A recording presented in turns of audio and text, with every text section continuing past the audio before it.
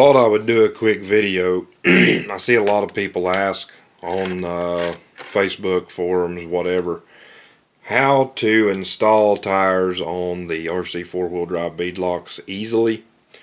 What I do is I've got this over here is my hardware that came off of the tire, but these screws are two longer screws than what comes in the wheels. Let's see if I can get it set up.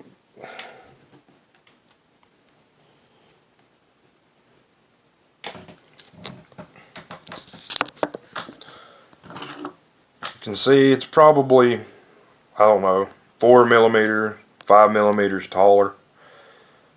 And I use that to get the wheel pulled together close enough to use the shorter screws.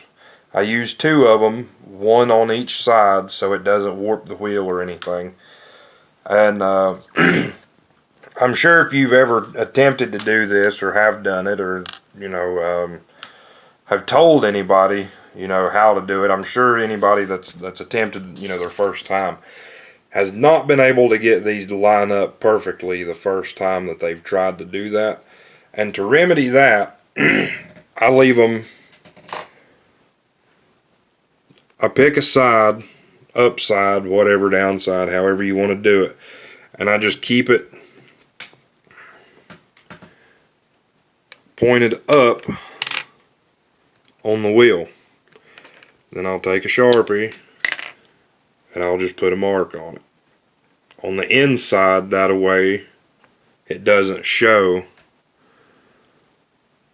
whenever you put the wheels together.